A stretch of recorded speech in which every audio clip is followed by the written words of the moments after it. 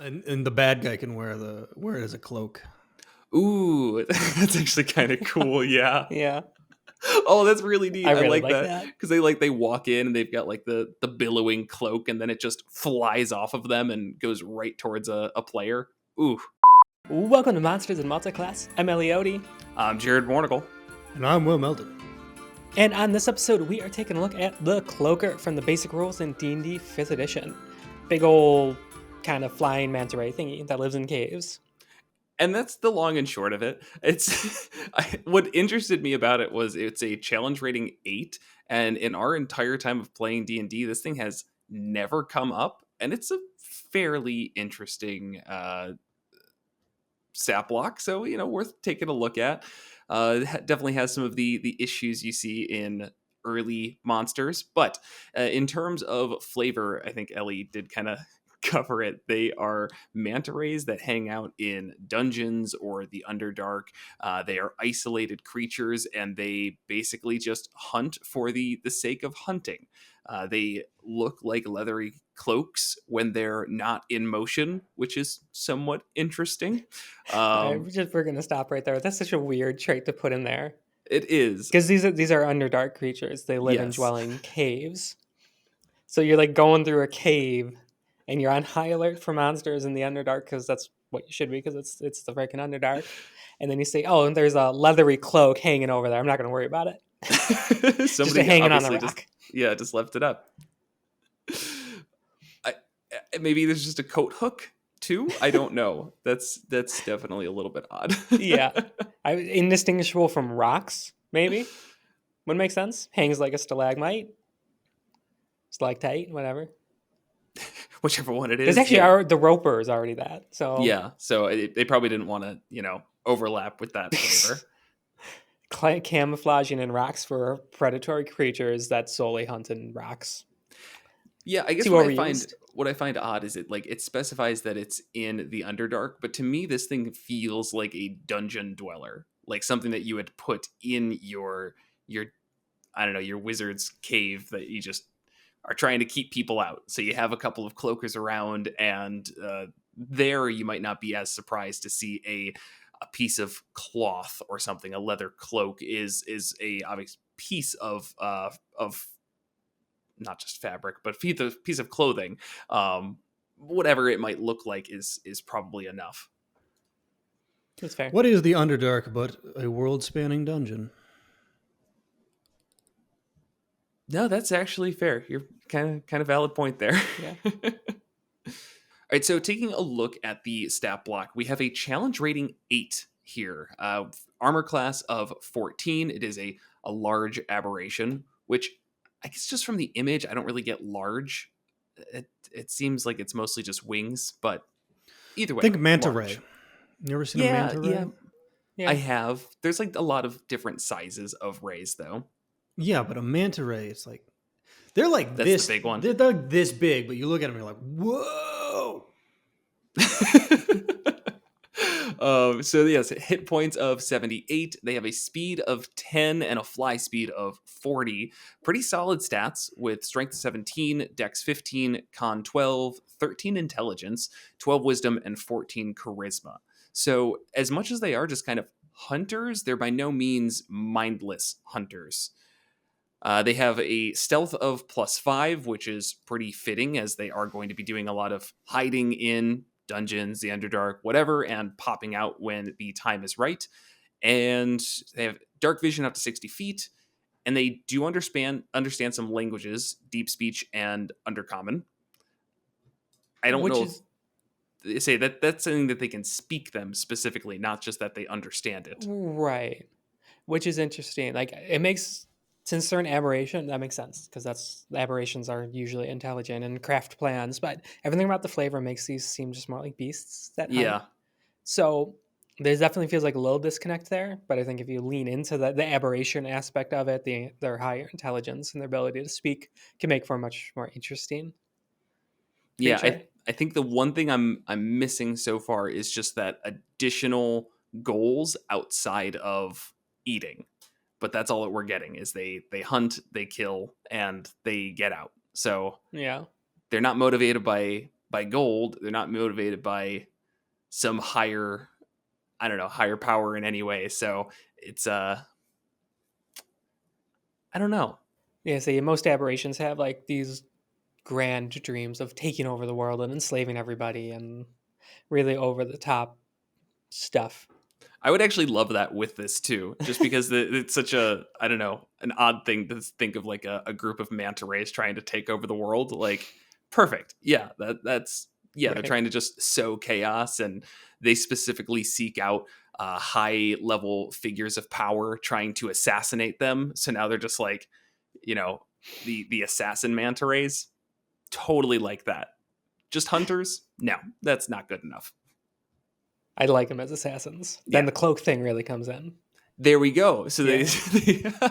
there's like a string of these high profile assassinations, and the one thing that ties them all together is there's always an unaccounted for cloak in the room. All right.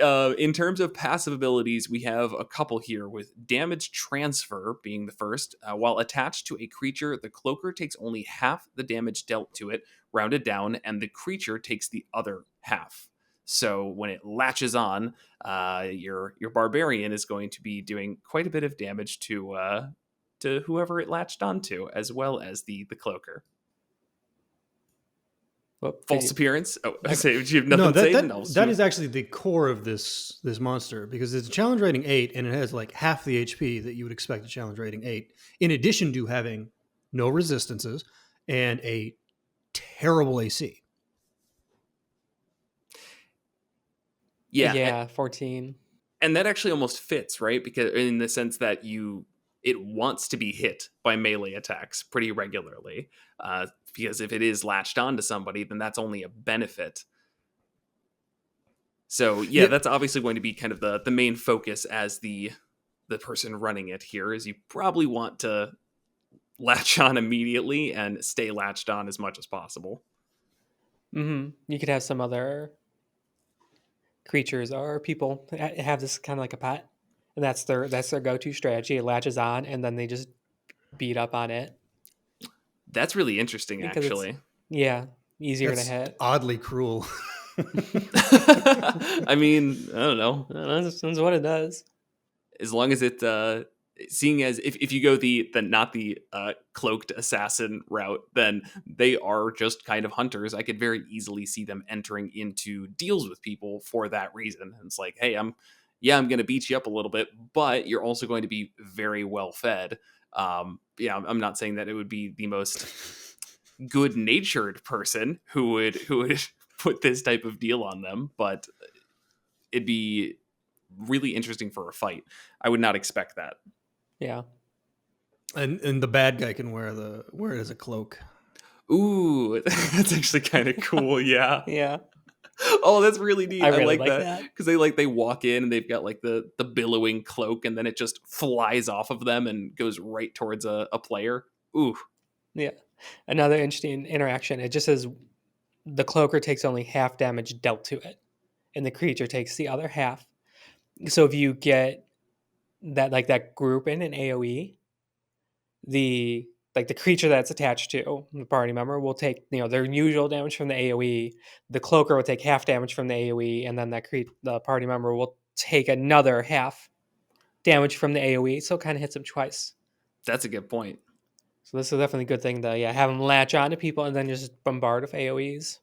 Though, I mean, even you said that the player would take half. They might take full damage even. There's no reason that their damage is going to be diminished because the cloaker's on them. Right, that's what I'm saying. Yeah, they take whatever they take. Yeah, okay. Yeah.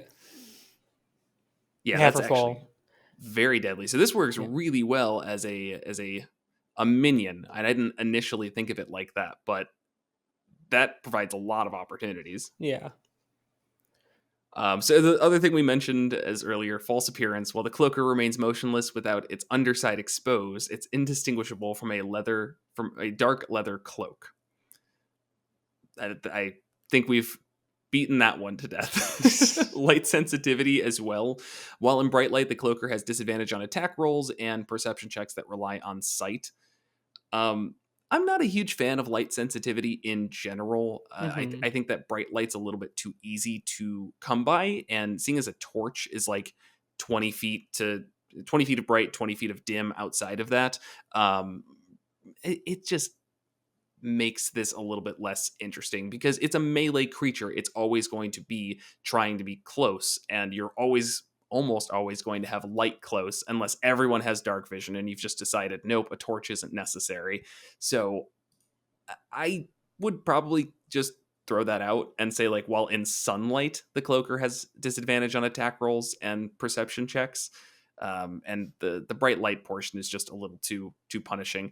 And if anyone asks, yes, I would do that for monsters, and probably wouldn't give that same exception for player characters, because that's what you get for playing something with light sensitivity. I really hate it on player characters, though. It's It makes annoying. so many of them so unviable. Yeah, and then every single person's like, "Oh, can I just get some magical sunglasses?" And it's like, "Yeah, because I don't feel like dealing with that either." Right. Yeah, that's point. Just take it out. Yeah. You know, put in like the flavor text that, you know, this ancestry typically doesn't like bright lights, and then play it up. But like, you're okay. You can handle it.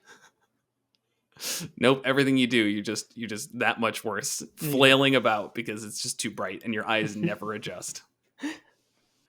Then next we have its actions. It does have multi-attack, so the cloaker makes 2 attacks, one with its bite and one with its tail. Its bite is a reach of 5 plus 6 to hit. One creature, obviously, does 2d6 plus 3 piercing damage, and if the target is large or smaller, the cloaker attaches to it. If the cloaker has advantage against the target, the cloaker attaches to the target's head, and the target is blinded and unable to breathe while the cloaker is attached. While attached, the cloaker can make this attack only against the target and has advantage on the attack roll. The cloaker can detach itself by spending 5 feet of movement. A creature, including the target, can take its action to detach the cloaker by succeeding on a DC 16 strength check. So, a lot going on with that. The obvious being that attaching and making attacks at advantage from there on is going to be pretty powerful, is pretty scary for the person who is attached. But there's something really not great in this, and that is if the cloaker has advantage against the target, the cloaker attaches to the target's head and the target is blinded. So is that saying that that's the only way to attach, is that they have to attack with advantage in the first place? I missed that on my first read through. It's really poor wording. That's what I was saying, that this is like such a product of early 5th edition monster design. No, they're separate sentences. So, Okay. you know, creature takes 2d6 plus 3 piercing damage, and if the target is large or smaller, the cloaker attaches to it. Period. End of sentence. Okay. If the cloaker has advantage against the target, the cloaker then attaches to the target's head. I added then, so it doesn't say that. That's fine. That's fine. Then there would have made that more clear, but yes. Yeah, the cloaker attaches to the target's head and the target is blinded.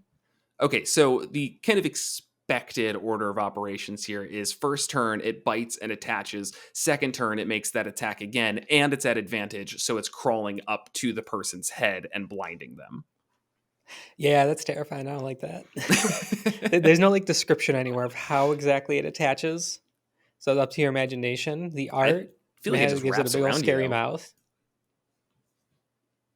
I'm thinking, it has like these like little pincer arms. So I'm thinking it's probably that. Those are hoodie tassels. For your cloak. With teeth on them. No, that's the real way to use the false appearance part, is it attaches to a party member, but nobody else notices and just thinks that they got a sick hoodie. Nice cloak, dude. What cloak?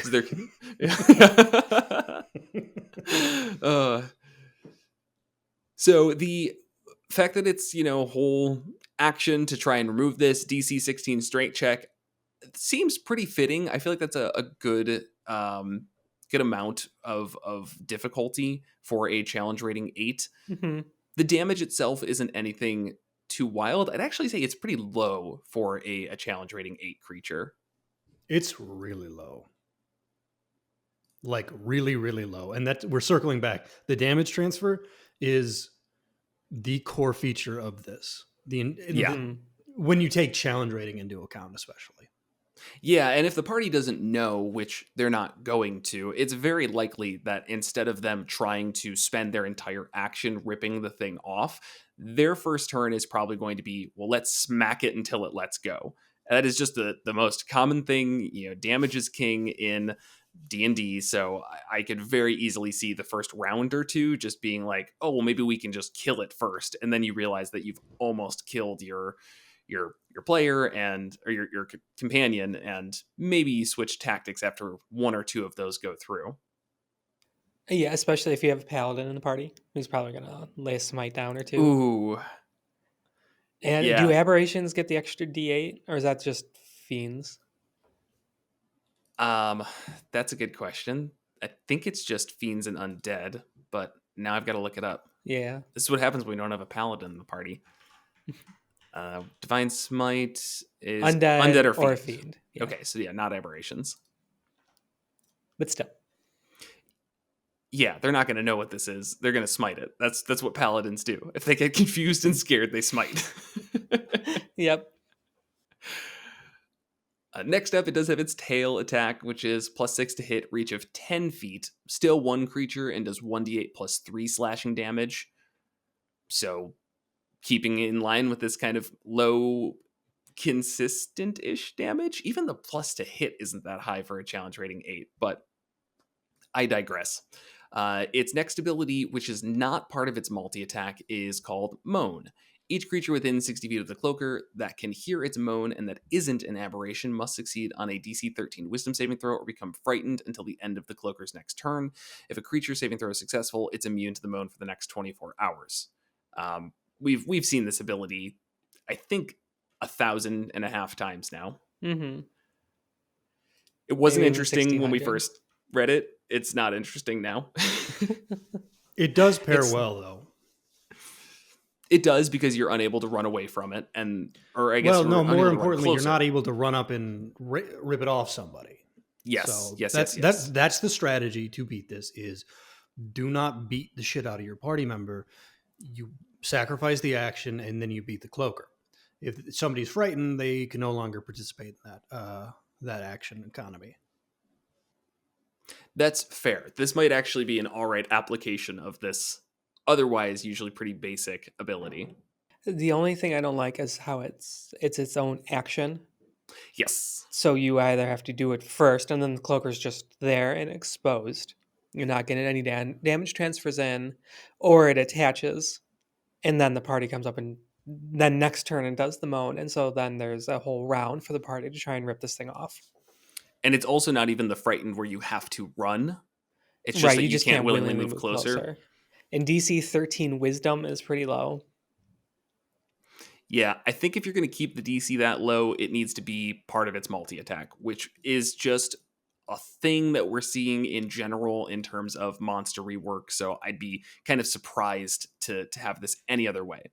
It can either do its bite or moan, and it does a tail attack, something like that. Right.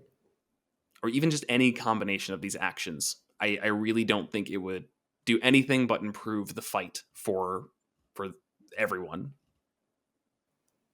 Yeah, the Cloaker makes 2, except for they're not attacks. That's where it gets weird. Where it says, No, like, it just says it multi-attack. takes 2 of the options listed below. I don't remember what the Yeah, exact you wording can't is, repeat. but it's been Yeah. done. Yeah. Yeah, just don't let him repeat. Yes. Like 2 bite attacks in a row is a bit much. Yeah, because then you can bite and then blind like. Or screw it, just immediately. let him do it, and then you just know it's like going to be a little bit of a harder fight, but it's still actually not that much. Being able to open up with like the double bite. Due to the damage, yes, you're Yeah. right. The precedent that might set for other monsters, I don't like, but that is not really what we're here to deal with. Right. All right, last ability is its Phantasms, which is recharges after a short or long rest. I don't really think that's going to come up, but it's a once per day ability. The Cloaker magically creates 3 illusory duplicates of itself if it isn't in bright light. Boring. As I said earlier, there's bright light everywhere. That makes this suck. But the duplicates move with it and mimic its actions, shifting positions so as to make it impossible to track which Cloaker is the real one. If the Cloaker is ever in an area of bright light, the duplicates disappear. Whenever any creature targets a cloaker with an attack or a harmful spell while a duplicate remains, that creature rolls randomly to determine whether it targets the cloaker or one of the duplicates. A creature is unaffected by this magical effect if it can't see or if it relies on senses other than sight. A duplicate has the cloaker's AC, uses its saving throws. If an attack hits a duplicate or a duplicate fails a saving throw against an effect that deals damage, the duplicate disappears. So it's fuck. What's the name of that spell? It's What do you basically Mirror image? Mirror image. That's Mirror it. It's image? basically a better version of mirror image, but it's not a monster, so whatever. That is better. Mirror image creates 2 illusions, so there's 3. This creates 3, so there's 4 you have to pick from. Also, mirror image, as you destroy illusions, you have a higher chance of. I guess that would still work the same, but whatever. I think it's cool. I like that a lot. It makes it definitely increase the survivability of this thing, whereas was pointed out, low AC, low hit points, especially if it's not attached. I guess it could do this well attached, Yeah, there's no reason it can't. so that'd be interesting.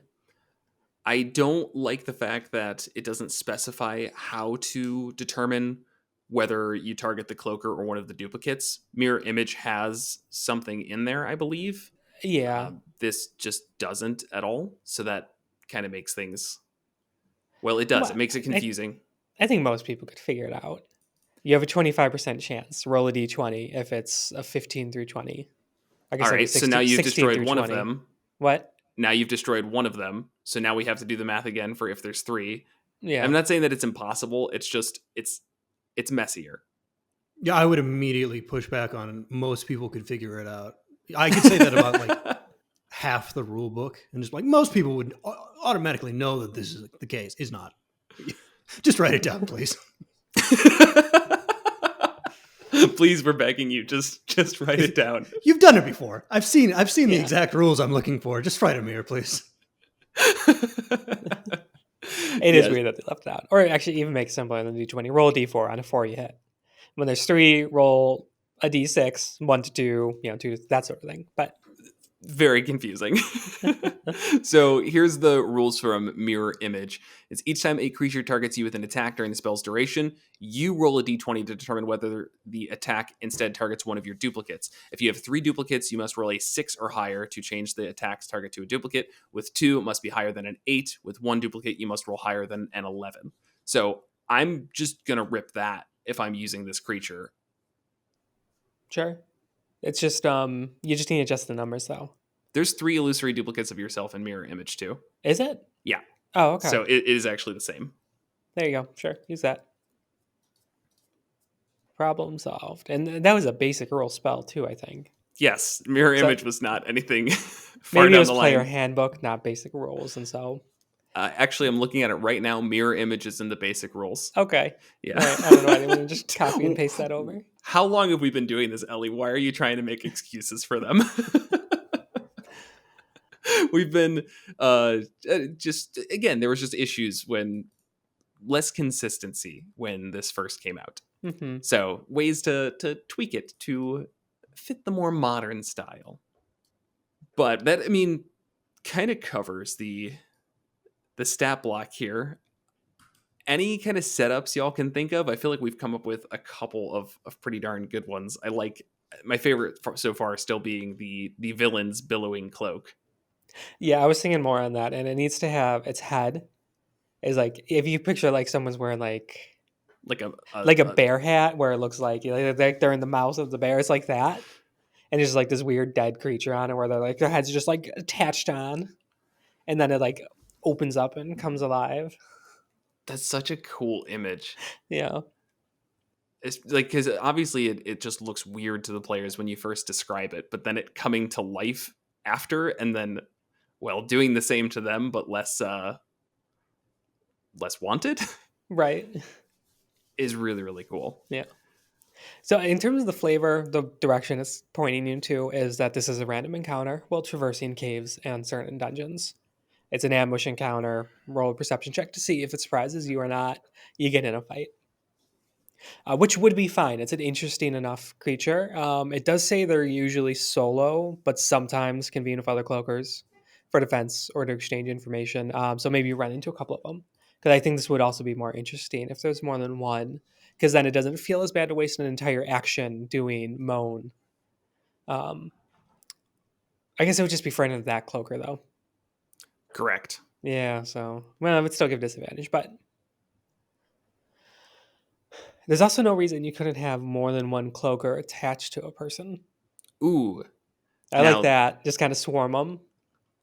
How would the damage transfer work? Well, okay, you're only attacking one of the Cloakers, but an AoE attack against that would be really... Oh, no. That'd be odd. I mean, just the way that works out. If you had, like, let's say 3 Cloakers attached to one person and then you fireball them, then all of those Cloakers take half damage, transfer the other half to the character, and then that character has to make a saving throw and potentially take that damage as well. Yeah, so yeah, if there's 3 of them and the character fails the first saving throw, they're taking 2.5 damages worth of fireball.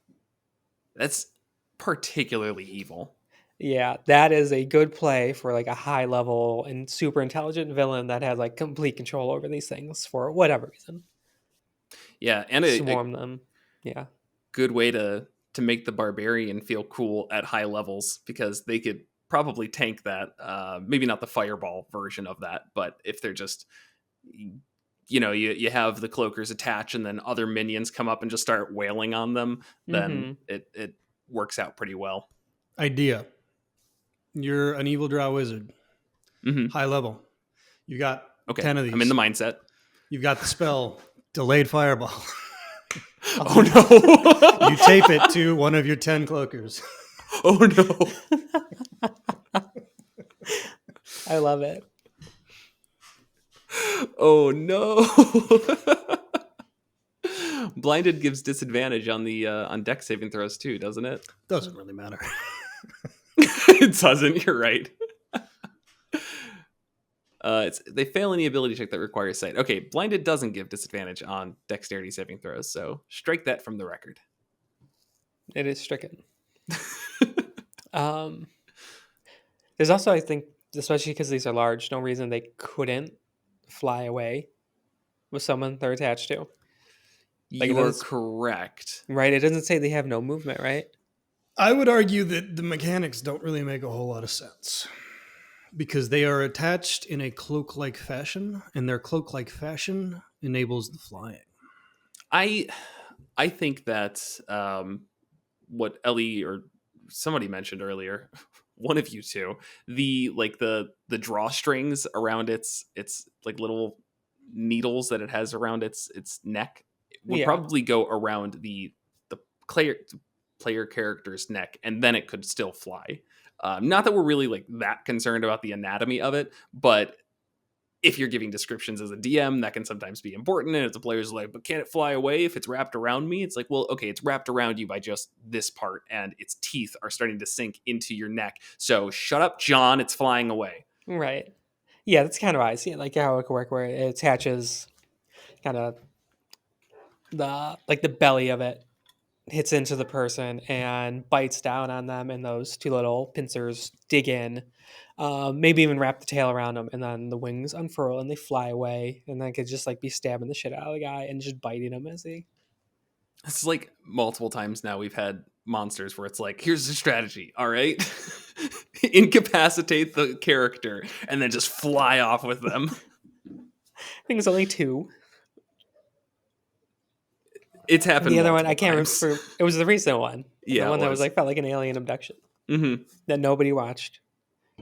It was a cool vid. It was a cool episode. Go check that out. Don't be bitter about it. The monster episodes that are really cool never do well. No, because it's people want to listen to the ones that they've heard of and that they fought. When it's like, no, that's not the fun ones. Everybody's Right. talked about those ones. Here's this random monster no one's ever heard of. From like the back of an adventure module that was super unpopular. Yeah. Yeah, that's Hey, my we put shit. the stat block on the screen. Just screenshot it. Don't tell Wizards of the Coast. You're gonna get us in trouble. But I do think it's interesting, as I mentioned, this is in the basic rules. We've never seen it before. Between running an entire adventure in the Underdark at that, how did these not come up once? I'm pretty sure they were on Like with you're talking about Out of the Abyss. Mm-hmm. Like there's like random encounter tables. They're probably on there, and Sure. I have a tendency to not roll on those because I Good. DM that one, and I don't like that.